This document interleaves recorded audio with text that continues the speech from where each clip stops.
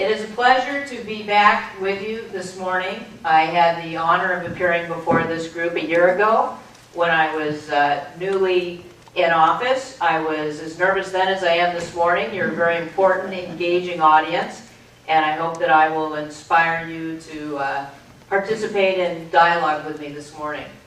That was a very nice introduction from Tom, but I have to take issue with some of what he said. I have tried a lot of murder cases, and most of them quite successfully, I'm very proud to say. But I've also tried some cases involving elder abuse. And those can be some of the most challenging cases for a prosecutor to bring into the courtroom. We're going to talk a little bit about that this morning with regard to the challenges that we face as prosecutors, as well as the challenges that you face as members of our senior communities here in Sonoma County. So I think it's important for us, as I said, to engage in a dialogue. And I know there'll be a question and answer opportunity at the end. But if I say anything along the way that inspires you to want to raise your hand and ask a question, I do hope that you will do so that we can make this an interesting morning. Before I get into my talk, I want to introduce somebody to you who's here with us this morning with her mom, who's one of your neighbors. It's our Director of Victim Services, Gloria Ravitch. You want to stand up real quick? Is to oversee our advocate services in the District Attorney's Office. We have 6 victim advocates whose job is to be your liaison through the criminal justice system. If God forbid you become a victim of a crime, these advocates will be reaching out to you to provide you information, support, and referrals to other services to assist you with whatever problems you're encountering, to the point of actually going to court with you should you have to come to court. And under Gloria's tutelage, we have a new victim services brochure that's available and discusses the services that we have. It's over here on the table to my left, and I encourage everybody to get a copy on their way out if they don't already have one, because even if you're not a victim, you probably know someone who is, and we have just a whole host of information that's available in there. Additionally, Gloria has been spearheading a very important event that's going to occur the same day as the summit that we heard about this morning. On Tuesday, April 24th, the District Attorney's Office, together with other partners here in Sonoma County, advocacy groups, are going to host an event at the Family Justice Center. That week is the National Crime Victims' Rights Week, and it is a result of legislation that passed some 30 years ago to support and celebrate survivors of crime. And what we're going to do here in Sonoma County, thanks to Gloria's hard efforts, is we're going to begin with a gold resolution at the Board of Supervisors chambers at 10:30 in the morning. A couple of speeches will be made by those politicians that like to give speeches. And then we're going to do a march which will be led by Verity, which was formerly United Against Sexual Assault. And the march will go from the Board of Supervisors chambers over to the Family Justice Center, where we will have an opportunity for you to see the center, and I'm going to talk about it a little bit this morning. And then we're going to have a wonderful talk by just an amazing woman who is kind enough to come up and join us. Her name is Terry Probin, and you probably don't know that name at all, but you may know this name, which is J.C. Dugard. Does anybody remember who J.C. Dugard is? Talk about a survivor, right? J.C. Dugard is the young girl who was snatched off the street at the age of 11, held hostage for 18 years in the backyard of this monster and his wife, who bore 2 children by him and miraculously survived, was taken out of that situation and is doing amazingly well. Well, her mom, Terry, is going to talk to us about that experience and remind us that victims are not only those who are directly impacted by the acts of others, but those who are also impacted in a derivative fashion as well. Many of us have family members who've been injured or who've lost their lives. We're impacted by that as well. And Terry's going to talk about that with us when she comes to the Family Justice Center on April 24th. So I hope you'll join us in this remarkable event on that Tuesday. And there are flyers about that over here as well. Okay, so moving ahead. The reason I'm really here this morning is to talk to you about elder abuse.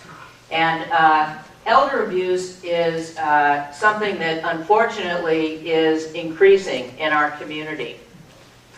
What is an elder, or who is an elder? An elder, and these are definitions that we find in our penal codes that guide us through how we handle cases. An elder is anybody who's 65 years of age or older, according to the California Penal Code.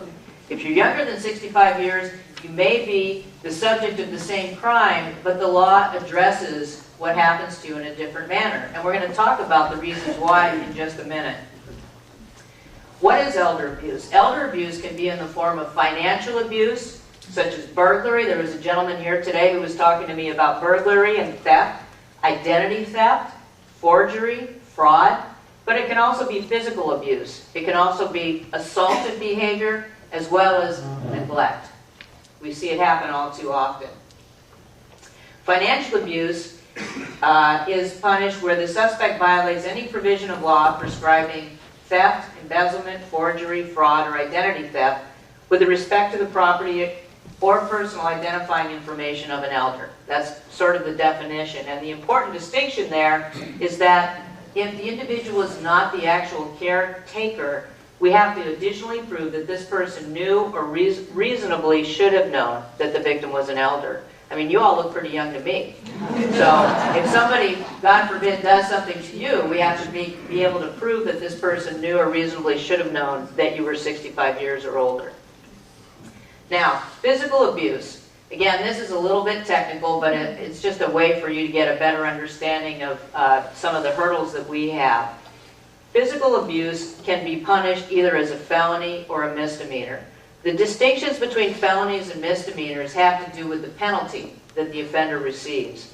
A felony offense subjects the offender with regard to elder abuse of generally 2, 3, or 4 years in state prison. A misdemeanor offense exposes the offender to up to a year in county jail. So how we prosecute these cases oftentimes is based upon what outcome we're seeking, what we want to do with the individual who is responsible. So if the circumstances or conditions are likely to produce great bodily harm or death, we can file that case as a felony. It's got to be a pretty serious offense, or there has to be a pretty serious injury. However, circumstances or conditions other than those likely to produce great bodily harm or death are punishable as well. If a care provider grabs the arm of the individual that he or she is caring with and does it in a way that is unnecessary for purposes of providing whatever assistance is sought, that person can be prosecuted. If a care provider leaves an individual in a setting where they're neglected, they're not fed or provided whatever assistance they need so that they're put in harm's way, that person can be prosecuted.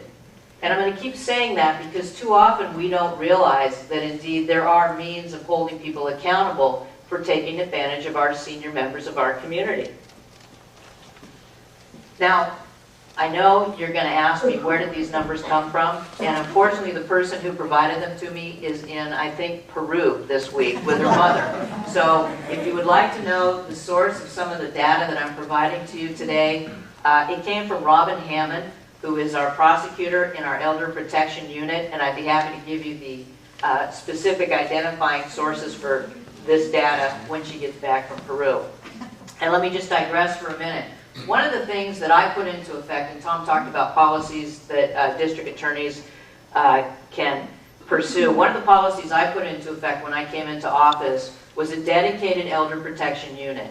As you can see from these numbers, our senior population is increasing. We're living longer. We take better care of ourselves, and the average age that each of us is living is much greater than our parents or grandparents enjoyed. As a result, more and more of us are becoming victims of crime, whether or not it's financial crime or physical abuse. We're seeing that here in Sonoma County.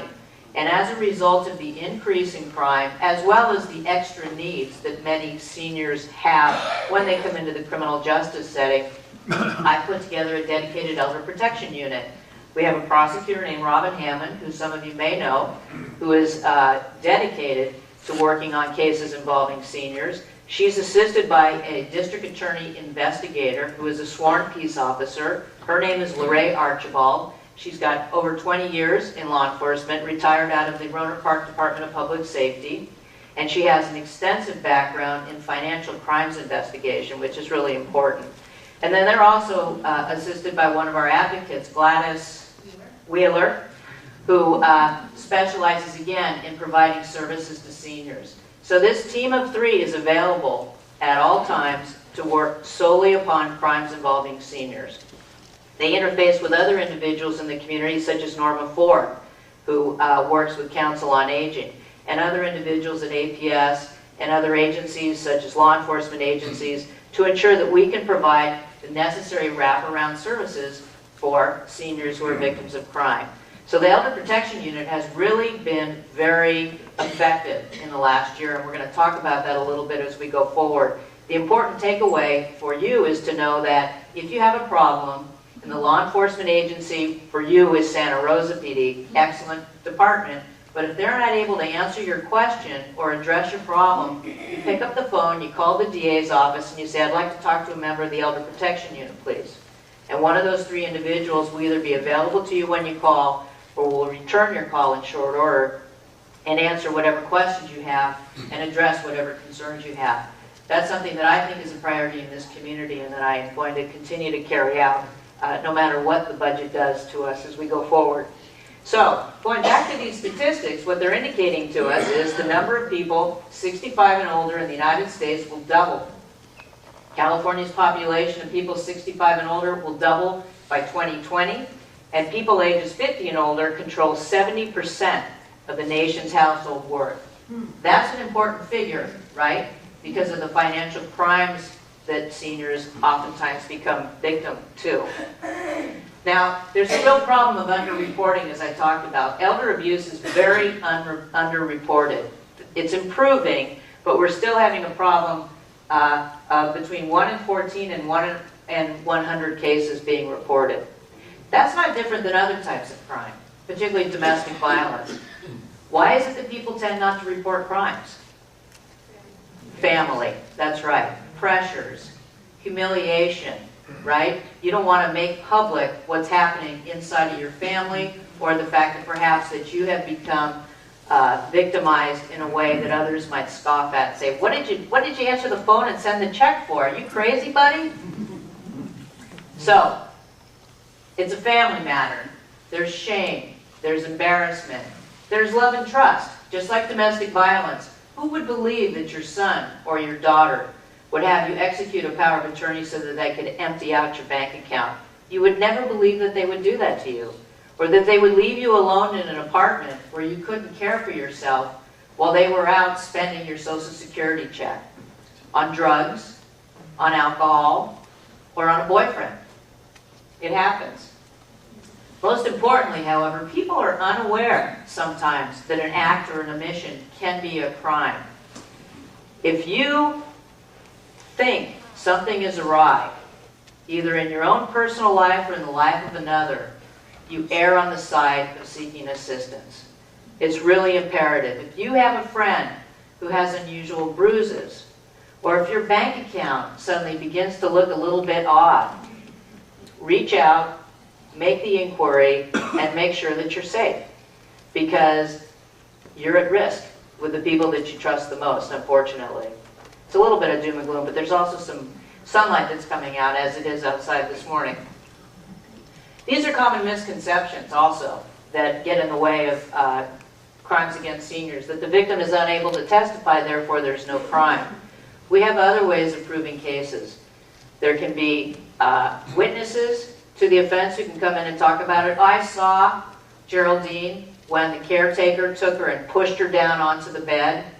Or I've done a forensic accounting of the checking account, and it's clear that a lot of these transactions occurred when the individual was unable to sign or to make those decisions. The suspect was on the victim's account, therefore there is no theft. Once again, it has to all be done with consent, and the individual who gives the consent has to be competent to do so. The victim signed the power of attorney, therefore there is no theft. Again, you want to go back to the time of the signing and whether or not the individual was competent to do so. The victim is dead or married the suspect, therefore there's no theft. Once again, that's not necessarily a reason that we can't go forward. And then the family members are involved, so it's a civil matter. Untrue. We have had, unfortunately, a number of family members who've been prosecuted and sent to jail or prison as a result of committing crimes against either family members by blood or by marriage.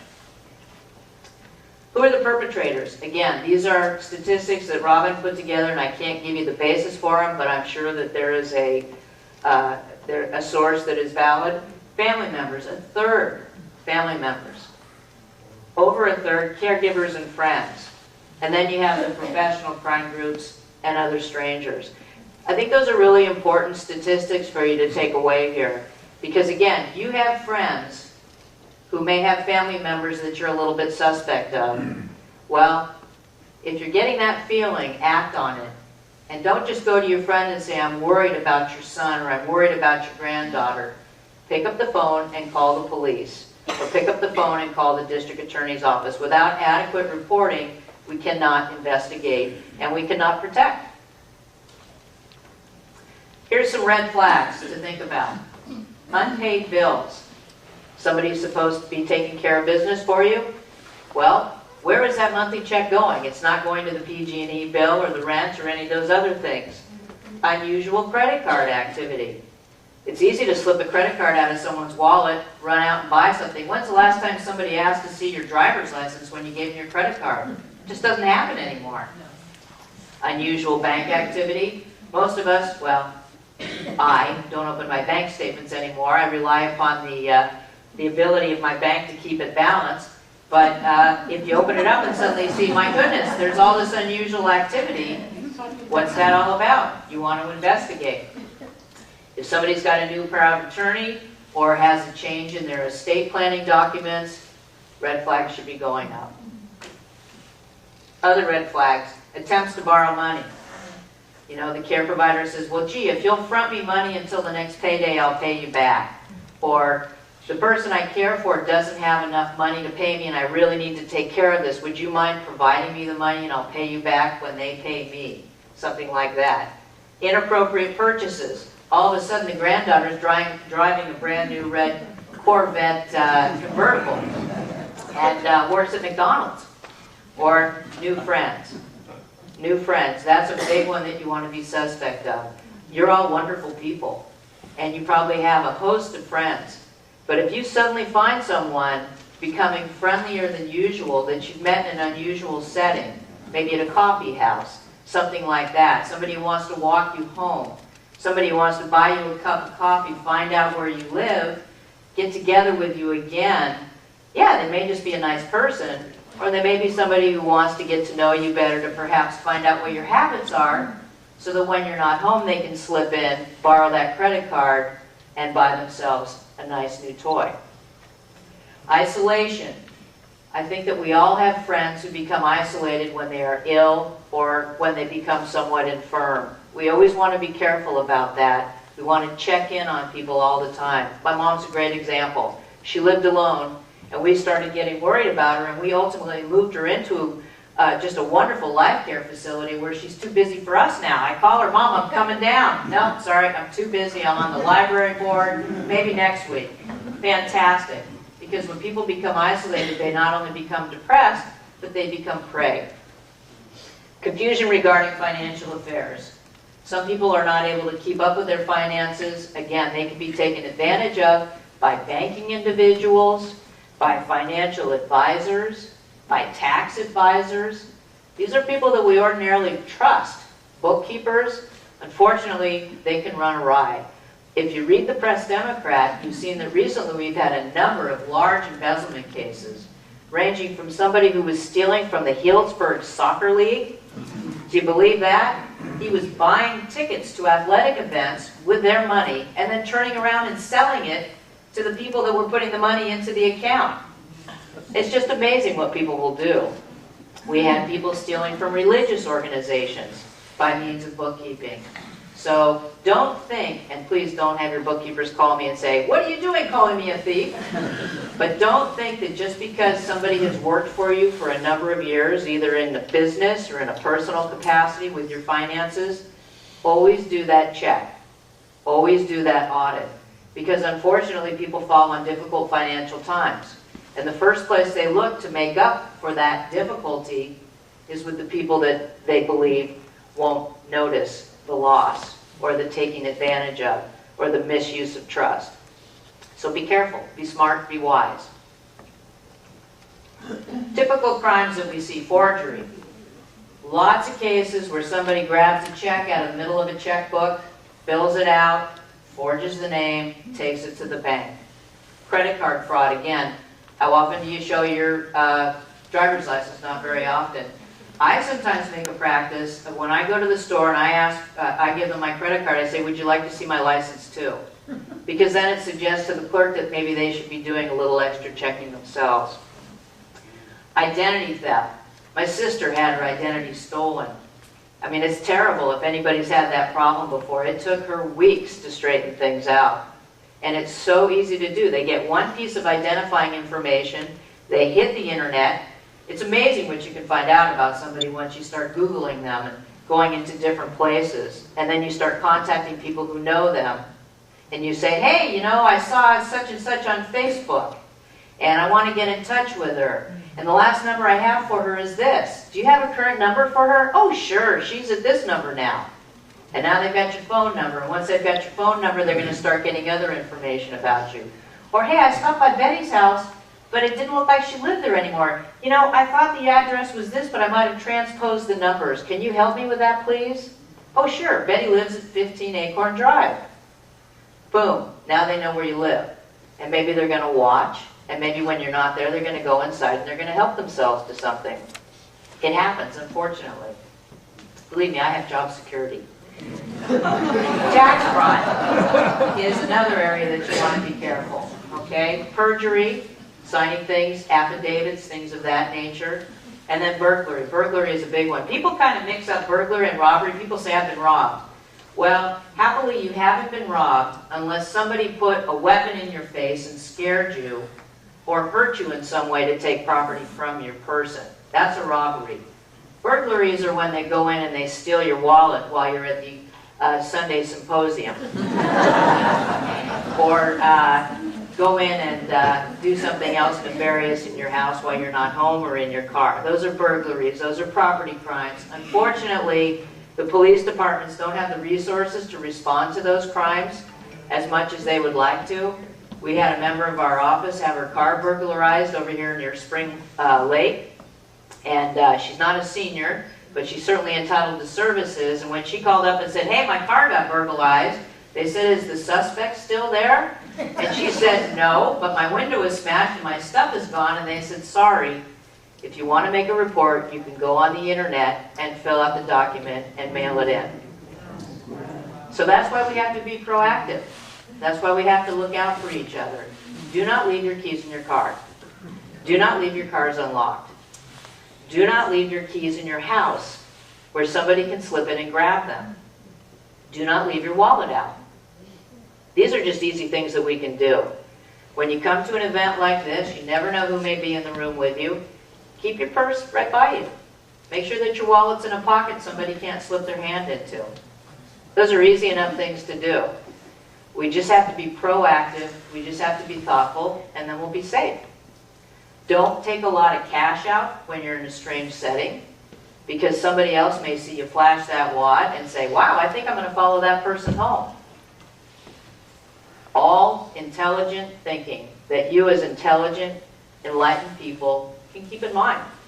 If you're going to wear a lot of expensive jewelry, make sure that you're not walking down a dark street. Go with a friend. If you go to the movies, I don't think there's a movie theater in Oakmont. Is there? Is the nearest one Summerfield? I think so. Great movie there about sushi right now, if you like sushi. Sorry. It's about an 85-year-old sushi master named Jiro. It's fantastic. I highly recommend it. But if you're going to go to the movies and you're going to catch a movie after dark, don't bring your fancy jewelry. Or leave your expensive watch at home. You just have to be forward-thinking in what you do. Because unfortunately, as I've tried to explain to my 85-year-old father, when we get older, our reflexes slow down a little bit. And we can't react to things as well as we used to be able to. So that if somebody wants to slip a hand into our pocket, or maybe do something that we're not ready to respond to, they're putting us in harm's way, and we don't want to be there. So we want to be thoughtful, we want to be with somebody else, we want to not hang on to our purse when somebody is pulling it away from us, because there's really not a whole lot in there to steal besides old Kleenex, a comb, and maybe a little bit of pocket cash. Because if you hold on to that purse, what's going to happen? You're going to go with it. And you're going to end up with a broken hip or a broken arm. And they're going to end up with probably stuff that you can replace easy enough because you left the important stuff at home. So it's all a matter of thinking smart. And these are things that I tell people every day, and I hope they're things that you know as well. Scams. I bet some of you have been victim to some of these. You don't have to raise your hand. But if you haven't actually fallen victim, I bet you've been approached. Because Oakmont, this is fertile ground. Just as the politicians come here, right, like birds coming to bird seed or something, at election time, and they're all here knocking on every door because you all vote, so do the scam artists. Because you're home and you're available, and most of you have financial means where you can afford to engage in the activities that they're recommending. Lots of roofing and home repair scams. Knock, knock, knock. You know, your grass is kind of high after all that rain. Would you like me to mow it? Hey, that sounds like a great idea. We've got homeowner rules here. We have to keep our yards up. Sure, I'll give you 25 bucks to do that. Well, guess what? While they're cutting your grass, they're looking in your windows. And they're checking to see which doors are locked. And then they say to you, you know, while I was mowing, I noticed that your windows really could use some cleaning. Would you like me to do that? Hey, that sounds like a great idea. Now they're really checking to make sure whether or not they're open or not. And the ones that might be open, maybe they're putting a little something in there so they can come back later and get in without any difficulty and look around while you're not home for something to steal. It happens all the time. Your roof doesn't look so great. You know, we've got a special on these roofs that are fire retardant. Give me a down payment of $100 and I'll be back in a week. And the job is good. How often does that happen? Sweetheart scams again. Today only, we have such an amazing opportunity for you. Is this sounding familiar? Yep. Right. Vehicle theft, we've talked about that a little bit. Staged automobile accidents. I bet you've heard about this. Hopefully you haven't been victim to it.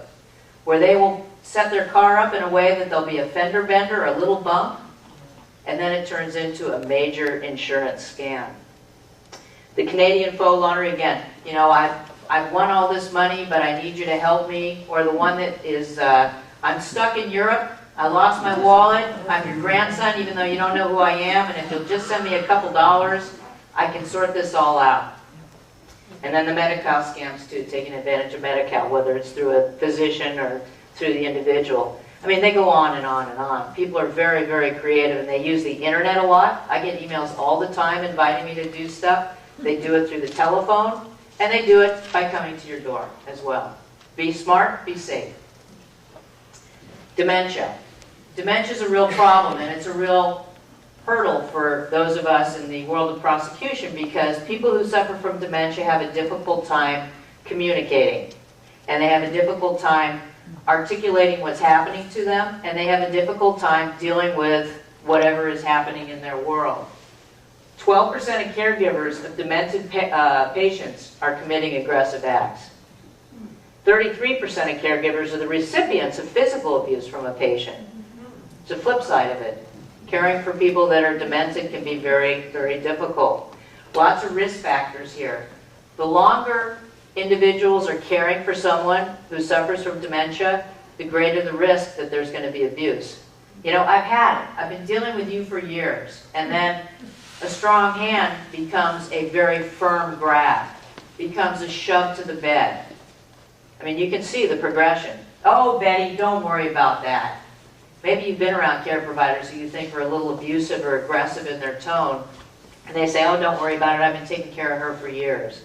And Betty isn't going to say anything. What's Betty going to do? Betty can't even get out of her diaper. Or Betty can't even articulate to you what's happening to her. Caregivers get depressed. It's tough work. Really, really tough work. And if there was a poor pre-morbid relationship, before the individual became terribly infirm, such as a poor relationship between a mother and a daughter, or a caregiver and the person they were providing for, once that person can't report what's happening, payback. It's unfortunate, but it's true. Okay, now let's talk a little bit about criminal cases, because that's kind of my business. What happens if something happens to you or to somebody else, you report it. Whether it's yourself, whether it's somebody you know, whether it's somebody you're aware of, you report it. You can report it to Adult Protective Services. We have an excellent Adult Protective Services program here in Sonoma County. You can report it to the police. Pick up the phone and call the police.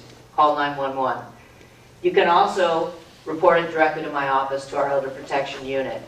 Generally, the course that an investigation takes, and this is true of all criminal cases, I'll just give you a quick 90-second overview of how it operates, because when I ask people, do you know what the DA's office does?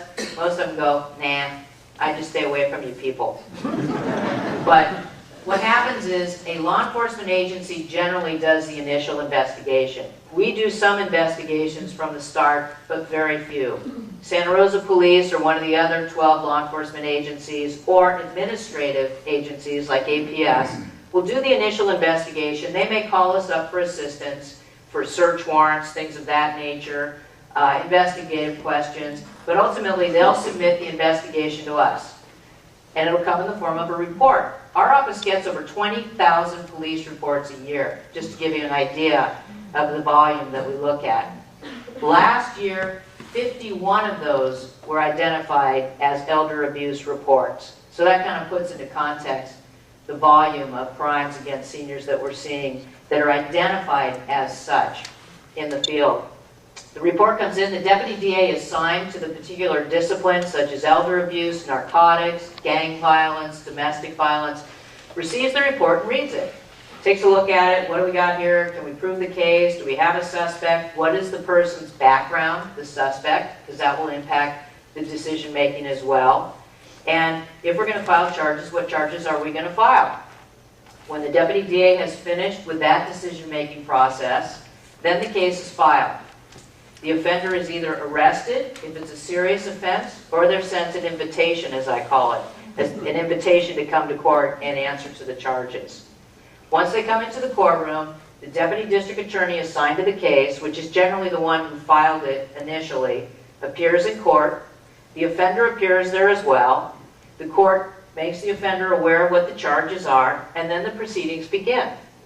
We don't do it quite as quickly as they do it on the TV shows. It takes a while, sometimes years. But essentially, the offender is given the right to counsel. They can either hire an attorney or one will be appointed to represent them. And then the deputy district attorney and the attorney for the defendant see if they can resolve the case short of going to trial. Keep in mind, about 95% of cases are plea bargained. When you think you've got 20,000 reports coming in, filing about 13,000 cases a year, we have 9 criminal courts running. There is no way every one of those cases can go to trial. Sometimes an offender pleads guilty as charged. Sometimes there's a reason that mitigates the offender's culpability. Drug addiction, alcohol, financial issues, mental health issues. There are a variety of reasons. Maybe there are proof problems on our end. We don't have a victim.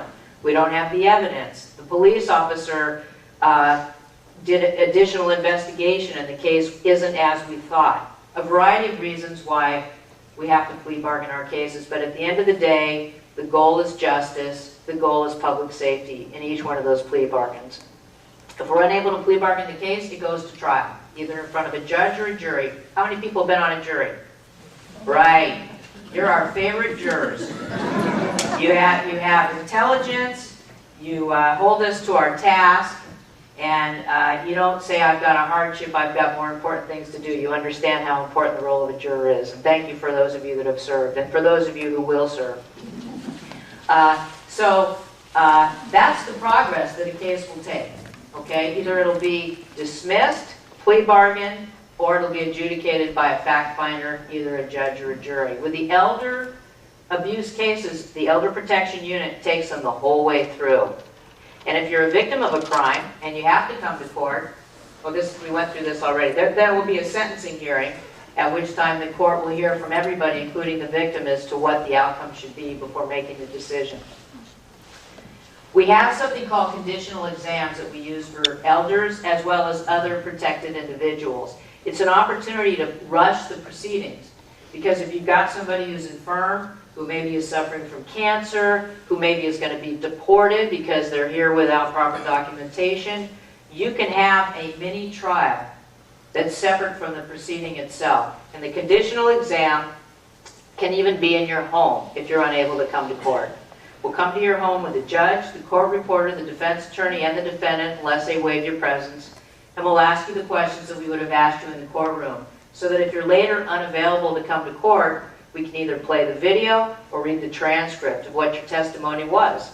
And that way, delay in the criminal justice system won't delay justice for the particular case just because you're later unable to come to court. We have court support persons who are available to come to court. These are the people who work with Gloria. It could be a friend, it could be a member of the law enforcement, or it could be a victim advocate who comes to court with you. Our advocates are available to accompany people to court at all times, or to go to court on their behalf to report back about what's happening.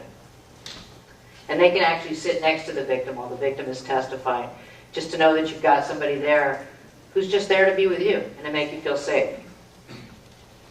Now I'm going to go through a couple of cases to give you an idea of some of what we've been seeing in the area of elder crimes. And before I talk about Peter Davidson, I want to talk about one more recently. I don't remember the names of the participants, but if you read the paper, you might have read something about it. There was a 90-year-old gentleman seated out front of his house with his Labrador when a pit bull got loose across the street, came over and attacked the lab. Do you remember that? And the gentleman, to protect his dog named Lucky or some other wonderful name, reached down and tried to keep the dog from injuring his dog any further. Well, then, of course, he became a victim, and the pit bull attacked him as well. Well, that's a case that went all the way to trial. We did a conditional examination, the proceeding that I explained to you, ahead of time, because this gentleman is 90 years old, profoundly hard of hearing, and we really didn't know what his state was going to be when the case finally came to trial, because delay is a defense attorney's best friend. And I can tell that to you having done defense work for a couple of years. The longer you delay, the better the odds are the case will fall apart. But in this particular situation, we did the conditional exam. The case went to trial. The gentleman was still alive and alert. Although when we asked him to come testify, his response was, "I already talked to you people. I'm done with this. I don't want to come back to court." And that's an example of one of our challenges with seniors. Please come back to court. No, no, no. Okay, so you know what we did? Our elder protection unit went out and had coffee with him, sat with him, talked to him, got to know him, and ultimately he trusted them. And when they provided him with a ride to court, he came and he testified. And the jury listened to what he had to say, and they convicted the gentleman for elder abuse. You wouldn't think that would be an elder abuse crime, would you? The dog attacking your dog and then hurting you as well. But it was. And our unit took it all the way through from the time the case was investigated, and it was a very successful prosecution. The gentleman was, I don't think he's been sentenced yet, but I think he's facing a state prison commitment. But that's just an example. This is another one that happened recently. Peter Davidson, one of the scams where he ran this so-called solar company, took money up front to install panels. The ones he did install, he didn't do a very good job on. Some he didn't. Took the money and ran. Some people ended up with liens on their homes because the suppliers were never paid. He's going to be looking at state prison when he's sentenced. Marilyn Fenderson. I don't know if anybody is familiar with this case since it happened out here. A caregiver for an 89-year-old woman who she met here in Oakmont stole over $300,000 from her account 1 week after her death. She received 4 years in state prison. Roger Clark beat up his father in a drunken rage. He broke his father's bedroom door down. He's now serving 3 years in state prison. Tricia Shipley Hargrove, another caregiver for a woman who had advanced Parkinson's, left this person alone without water in 100+ degree weather and stole money. This individual only got 5 years probation and 1 year in jail. The judges decide the sentence. Keep that in mind when you see something like this. This doesn't mean that the district attorney's office necessarily thought this was the correct outcome. If you're concerned that the sentences don't fit the crimes, you're more than welcome to call me up, but I also encourage you to let the bench know as well. People versus Richard Montgomery. This guy gets out of prison on an elder abuse financial case, and what does he do? He starts soliciting business from seniors. He knows how to do it, right? He did it before until he got caught. So he takes the money and runs. Well, fortunately, we caught him before he got away. And he got 10 years in state prison as a result. So we are getting some significant sentences. How to protect yourself. Keep in touch with trusted families, trusted friends and family. Check in. Look in on everybody. Don't allow yourself to be pressured into making financial decisions quickly. Use advice of neutral third parties before you make investments. Trust your instincts. Contact if you suspect something is awry, whether it's in your own personal life or that of someone else that you're concerned about. Pick up the phone and call the police. If it turns out to be nothing, you feel better that at least you checked it out. APS always can take reports. It's all done confidentially. If there's a report of suspected abuse, I can't even find out about it until APS is ready to share the information with us. Their numbers are here, and I'm sure that you can get them either on the internet, they're probably in our victim services brochure, or they can be available to you through our office, or we've got a website too that's got all this information about it. And remember, the DA's office is always available. Anytime you call, you're going to get an answer to your question. You may not get it the second you call, but hopefully you're going to get it within a day. Because our Elder Protection Unit is dedicated to helping people like you and people who you know who may be falling victim to those who would take advantage of them, whether through financial or physical abuse. This is a fantastic community that we live in. Sonoma County, what an amazing place. I've been here 22 years now, and it is such an honor to be the district attorney here and to do everything I can day in and day out to make sure that we can all enjoy this wonderful place. I can only succeed if you help me, and the way that you help me is keep an eye on things, whether it's your own personal life or the life of your neighbors or your friends. You don't have to be a nosy now, a Gladys Kravitz. Anybody remember Gladys Kravitz? I say that sometimes and people look at me like, you are old. But if we're smart, if we're forward thinking, I think we can have a really wonderful time here. So, with that, I'm going to shift over now and talk a little bit about the Family Justice Center. You heard that they're going to be out, a group will be out on April 24th to speak to you, and we're going to have this wonderful event earlier in the day at the Family Justice Center. Family Justice Center actually was not yet open when I was here last year. I had some renderings with me, but now it's open. We opened in August. It's located at 2755 Mendocino Avenue. It's a smoking glass building across the street from the car wash near Kaiser Hospital, if you know where that is, Bicentennial and Mendocino. It's a county-owned building that's being rented to us for this amazing purpose. And if you look at this, I know there's a, here we go. Here's the Family Justice Center. Mendocino, over here is Kaiser. Well, what's great about it is it's right near a child care center. The sheriff's office is right here, and then the criminal courthouse is right up here. So it's really centrally located on bus lines, easy to reach. This is the interior of the Family Justice Center. The Family Justice Center is a one-stop shop for victims of family violence, and we've extended it to include victims of elder abuse and crimes against children. We have the Redwood Children's Center out here at the Valley of the Moon Children's Home right now, which you may be familiar with. It's a forensic interview center for children who are either victims of crime themselves or witnesses. We're moving that over to the Family Justice Center in the next few months, so we can integrate those services with the services we're providing to the adults.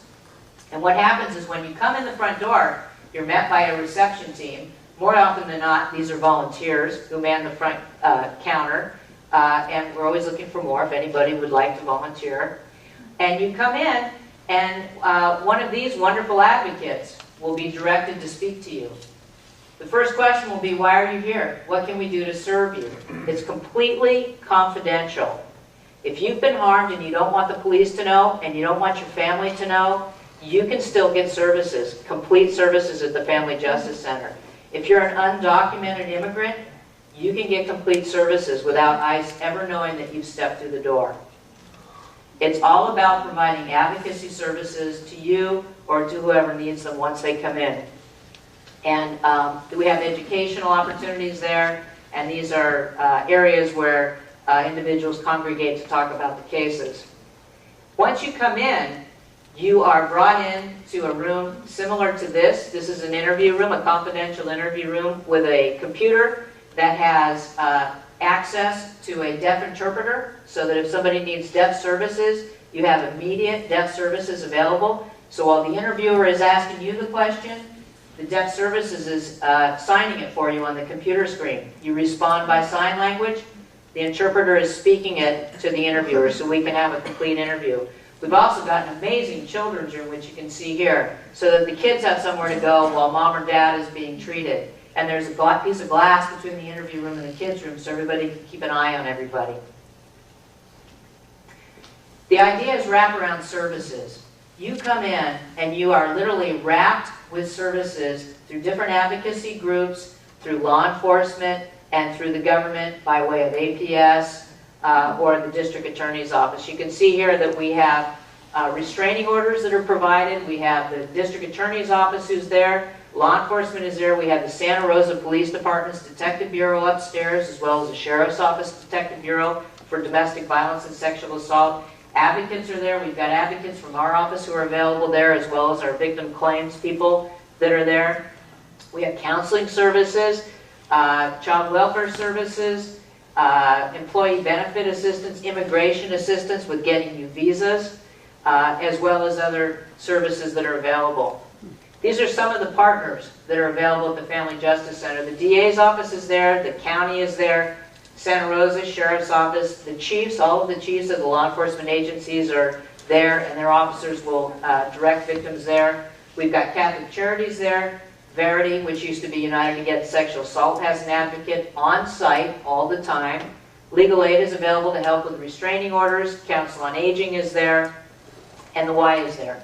So all of these services are available on site to assist victims of crime. And if we can't provide the services on site, we give referrals out to co-located services, such as medical assistance that might be needed. We'll refer you out to Kaiser or Santa Rosa Health Center.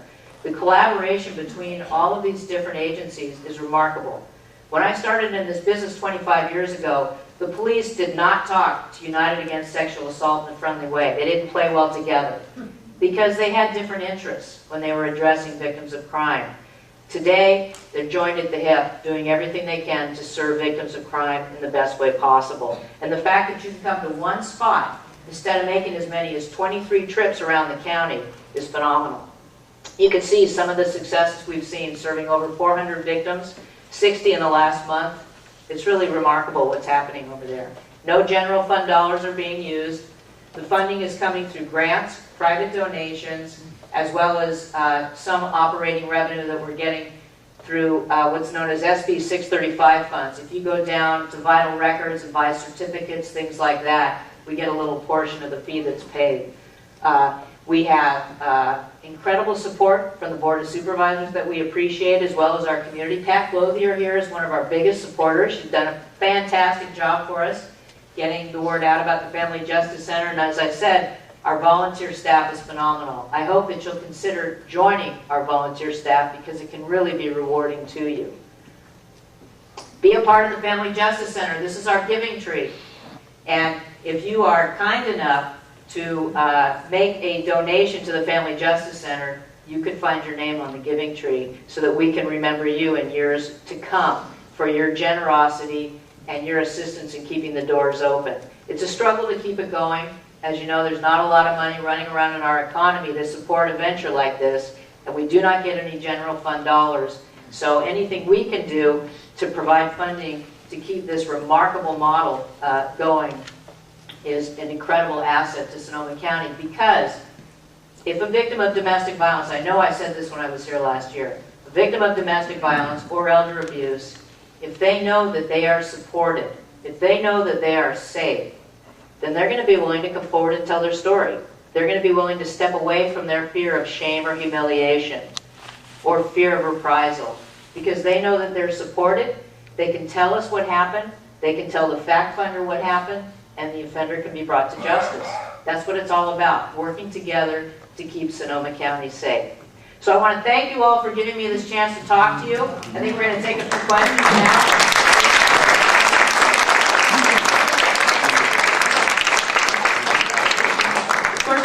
bring the microphone around, and remember, we want to speak into the microphone, please.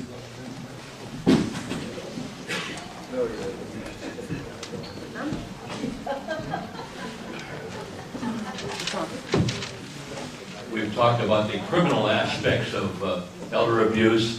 One of the things that concerns me in our community here is benign neglect, which I think goes on even more than probably a lot of us are even aware of. And I'm talking about people who just don't have the funds, who don't have people to help them, but don't know what services are available and so forth. Could you speak to any of the resources that might help that, and how we can deal with that in this kind of a community? Sure. You know, benign neglect, I guess what you're talking about, people who don't have the financial resources to take care of themselves, as opposed to people who are being taken advantage of by others. Right. Yeah, well, it runs right across the entire spectrum of our community. That's true not only of seniors, it's true across the board. There are a lot of social services agencies that are available to provide some assistance. I always mix them up. There's health services, human services division has resources available in the form of food stamps, assistance with housing, things of that nature. Adult Protective Services is another really great resource.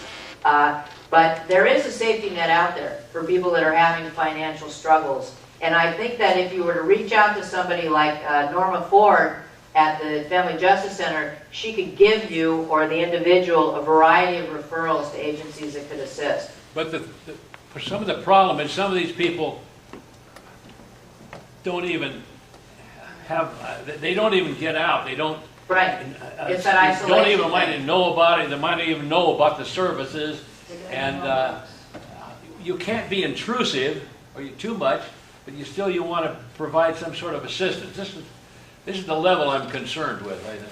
Well, and I appreciate your concern about people who can't get out and can't access the services or become aware of them, which is why a forum like this is fantastic, because if they're in their home watching the internet, they're hearing our conversation right now. Seriously. And so I think it's an education issue. I think we need to educate people as well as we can, which is one of the reasons I get out and talk about the Family Justice Center. But I wish I had a magic wand that I could wave and make everybody okay, but I don't. But the important thing is, as I said before, if you're concerned about somebody and you don't think they're proactive enough to care for themselves, pick up the phone, call a social service agency, or call the police. Thank you. Thank you, Joe. Short story, very real. Last month, I was at home, phone rang. We have a grandson in college at USC. Some of you are already getting an idea. Phone rings, I pick it up. Grandson says, "Hi, Grandma." And I say, "Oh, my gosh, Brandon, what are you doing? Where are you?" "Well, as a matter of fact, I'm in Spain." "What are you doing in Spain?"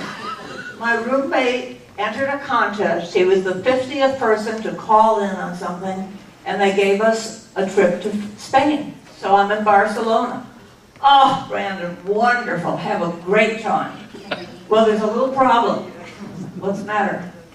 "We were in the park, and we got to know two boys, local boys, and when we finished, we were going off to a museum, and they said, 'We don't have a car. Could we come with you?' And we said, 'Sure, get in the back seat.' We're out on the road, and the police pull us over. And they said, 'No problem, but your back taillight is out, and we just wanted to make sure that you knew that.'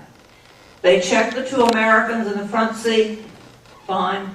They checked the two Spanish kids in the back seat. They find cocaine and a loaded gun. He is now calling from the United States Embassy in the holding room. And he said, if you could do this, he said, don't call my parents. Please, don't call my parents. Several times. He said, I'll give you to Sergeant Powers, who will tell you what to do. This voice comes on, very clear, very American, very, knows what he's saying. He said, what we can do is if you send through Western Union $2,500 to us. We can have Brandon on a plane tomorrow morning. He said, what you have to do is go to Western Union. They only take cash. And send it to this number. And when they send it, they will give you a receipt number. You call me and give me the receipt number, and we will get it, and Brandon will be fine. So I say, okay, give me back to Brandon. Get Brandon. I said, it's okay, Brandon. It's all right. Well, don't worry. It'll be fine. So I hang up the phone, check in the phone book for Western Union. There's one at Safeway. I didn't know that. And yes, they only take cash. My husband's at the fitness center with the car. So I grab the phone, the checkbook, hop in the golf cart, go up to the fitness center, say, come out, we got to talk about something. We sit on the bench outside the fitness center. I tell him the story, and Don says, scam. I said, no, Brandon's in trouble. We've got to help him. Scam. Very bright husband. So we leave the golf cart in the parking lot. We come home, and we call Brandon's cell phone at school. It rings, but there's no answer. He's not there. Don't call my parents. Remember that? Yeah. He said, we need some help. So we call our son, his father, in Palo Alto, and leave a message. And he calls back. I guess he's in some important meeting, but he realizes this is important. So he comes out, calls us back. We tell him. And he said, don't do anything. I'll get back to you. He texts Brandon. We don't text. So he texts Brandon. Brandon is at USC in class. All is well. So he calls us back, says, have you sent any money? And I said, no. He said, don't do anything. Brandon's in class and everything is fine. This happened across the street in our house in Oakmont. And you know, you hear Jill, and in the back of your mind, you're saying, yep, this is all right, but we're in Oakmont. You know, this is our protected community. We're in the real world. We really are. Yep. And if you think personally this is never going to happen, I'm thinking, why would anyone ever call us? And then I left for a meeting, which I was already late for, told the people at the meeting, and 4 of them had been through things like this. So I'm telling you because it happens. And while I'm gone, the phone rings, John answers, and it's the same guy. They said, we haven't received the money yet, is there a problem? And he said, how do you have the nerve to call this number again? Thank you for your time, but the more people who know it happens. Thank you for your story. And good for Don. Good for Don. I was pretty stupid, but it was so smooth.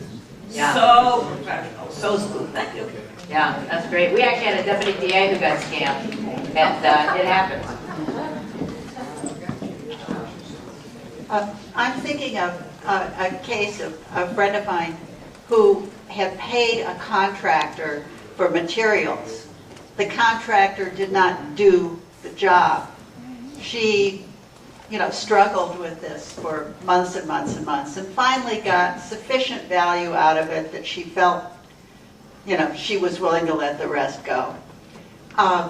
Knowing what you just told us, I would be tempted at some point there, if it were me, to consider myself an elder and see if I could get some kind of, elder protective services intervention. I would think that that would cause a contractor to sit up and pay attention. Do you feel it's appropriate to use your office that way, or can your office respond quickly enough to be of assistance in that kind of an instance? Well, we do have a consumer fraud division that deals with scams and consumer fraud issues. We can't get involved in every instance. As I said early on, most initial investigation is done by a law enforcement agency. So in a situation, the first thing you do when somebody is contracting with you is you make sure you have good references, right? And you check out the individual before you give them a single dime. But if you do run into problems, start with a law enforcement agency, Contractors License Bureau, because we can't get involved in everything, but you're more than welcome to say, hey, Jill's got an elder protection unit down at the DA's office, and if you're scamming me, they're going to come after you, because that's true. But we can't get involved necessarily on the front end of every single suspected bad transaction. There are statute of limitations, so if you have been a victim of a crime and you're realizing now that you were a victim of a crime, for misdemeanors, generally 1 year from the time the crime occurred. Felonies, it's 3 years. With regard to financial transactions, there's an extended period.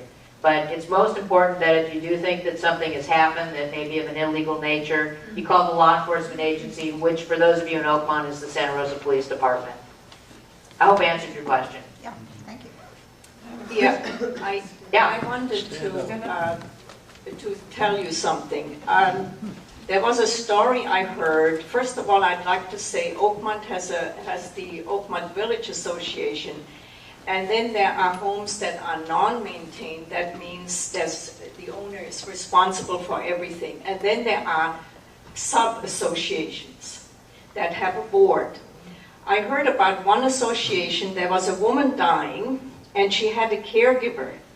There were visitor assigned spaces. One of them was right beside her house. She lived in a triplex. There was no other parking space available. The board made a lot of trouble for this person. This is what I heard, because they didn't want the caregiver to use the visitor space. And I also want to say that that private people in Oakmont put pressure on people who park on public streets, even though they can park there for 3 days legally and move their cars. So I wonder what you think of that kind of situation. Well, I think that I'm not familiar with all the homeowner associations that are at play in Oakmont, but I know that you have a very active community, and it seems to me that that's an issue that the different homeowner associations need to address. It's not really something that I would even want to weigh in on, but I wish you luck. I'll say I lived in San Francisco, so I appreciate how important parking is. But I can't. That really wouldn't be something that I would become involved in. Thank you. Hi. If there's a situation where a caregiver themselves is overwhelmed, Yeah. knows that they, might become a little rough, or if you know of someone who is overwhelmed, what do you recommend? Well, if it's a caregiver, they should be sort of doing a personal check. And if they're coming in through an agency, obviously they should go back to their agency. If it's a family member, then the family needs to have a conference. But if the caregiver is having concerns about being overwhelmed, obviously they have to do something about their situation. If you're on the outside seeing a caregiver who is becoming a little too aggressive in terms of the activities that they're engaged in, and you don't want to have a conversation with them yourselves, call the police. If the person they're caring for is unable to care for themselves, call the police. Always err on the side of caution. That's what we're here for. Okay? I have a question. Okay. I don't know if we can do follow-ups or... Yes. I'm so, I want to know if... I'll talk to you later. Oh, I'm sorry. That's okay. Go, sorry. How about verbal abuse? Right. Sure. It's physical, and you have to have, of course, some proof, but it can be just as serious as physical. Yeah, mental anguish is always going to be a problem. There are certain crimes that can be charged where certain language is used, hateful language, threats, things of that nature. Assaultive, if you're being assaultive, verbally assaultive. Yeah, I mean, anything that is going to harm an individual or put them in harm's way, we'll take a look at it to see if there's any criminal charges that can be brought. And it's not about just locking the offender up. It's also about educating the offender. Because there are people that are overwhelmed with their responsibilities that are really great people. And sometimes they just cross that line. And if we can help them get back to where they need to be to provide the services that they're good at providing, we're happy to do that too. And there are a lot of agencies available that can help people figure out what the proper boundaries are. Yes? I just wanted to follow up with, if one did call the police, one would hesitate to do that because you might not want to get the person in trouble. Right. But what would the police do then? Well, they would probably investigate as to whether or not there was an abuse occurring. You can always call APS, and it's an anonymous call, and they'll conduct an investigation. And what, if anything, they do is all confidential. But you know what? Get involved. If you're worried, get involved. It's that feeling in your tummy, right? If you have that feeling that somebody is in harm's way, then you get involved.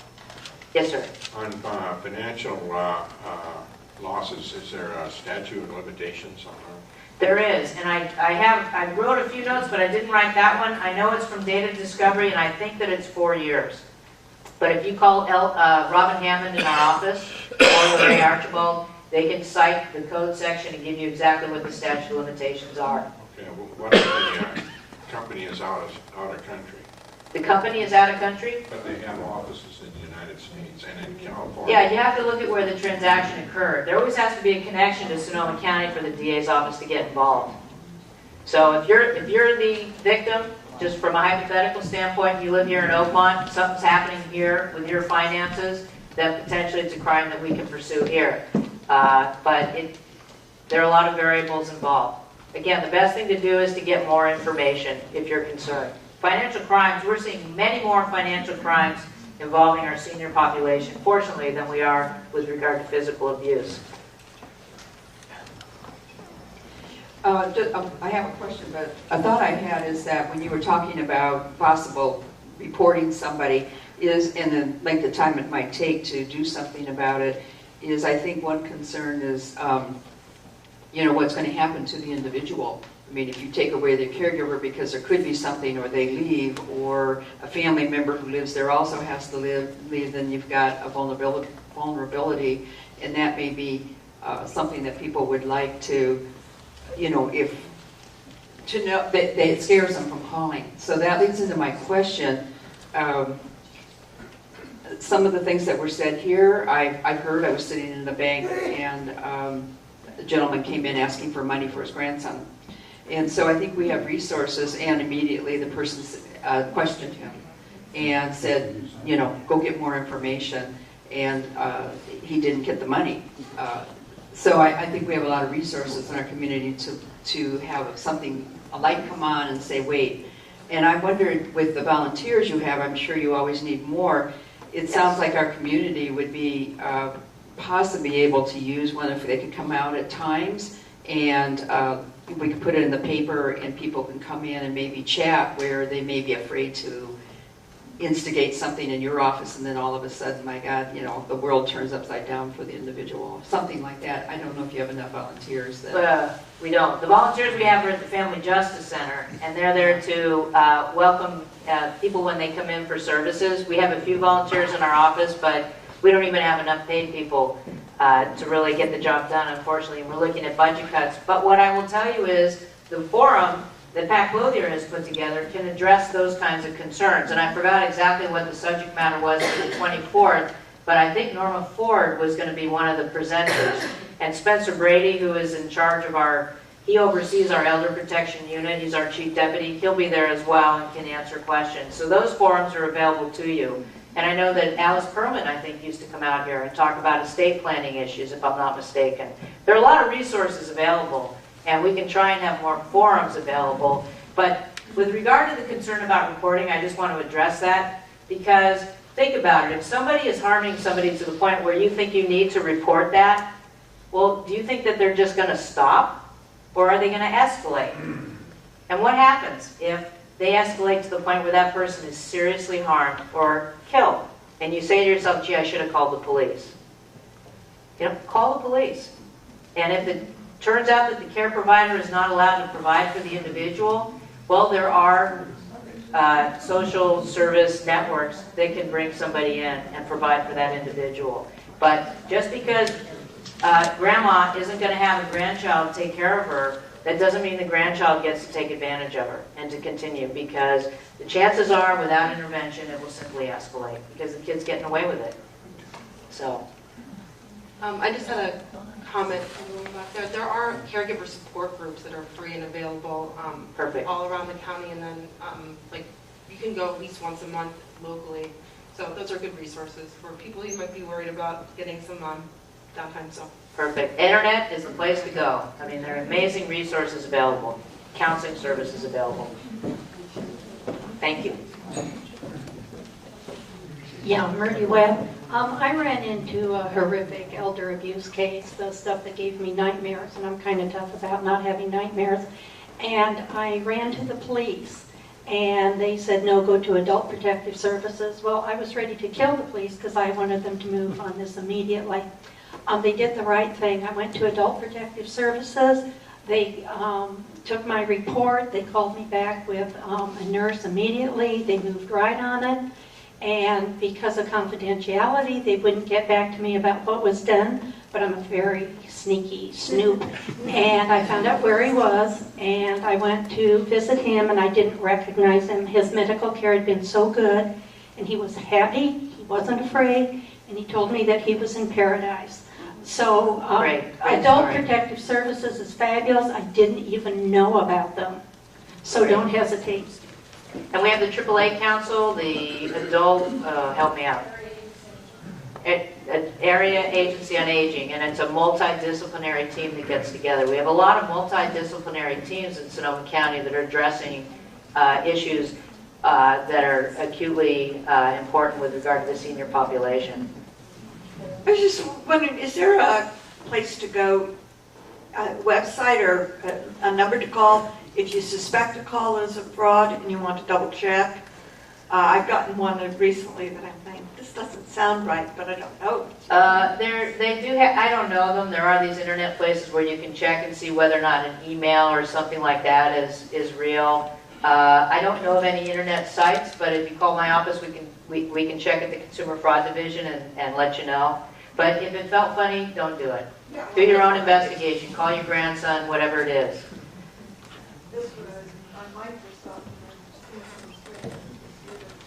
Yeah, if it's strange on the computer, just delete it. There's all kinds of weird stuff out there. Yes, ma'am. I had an instance of wondering about financial abuse. I knew where the person banked. I knew that the bank was a mandated reporter. Yes. I went to the bank, asked them, and raised the questions, and knew that then if there were questions about the bank account and how the withdrawals were going, I knew I couldn't be told, but that the bank would make the referral because they're a mandated reporter. That's right. You did exactly the right thing. Banks are mandated reporters. And I had lunch with Bill Schrader, who's the president of Exchange Bank, a few weeks ago after he toured the Family Justice Center. Big supporter, Exchange Bank, huge supporter. And huge supporter of the senior community, doing a lot to make sure that all of their people are properly trained to protect you. Do we have any other questions? I'd like to thank Jill for coming out again. Thank you.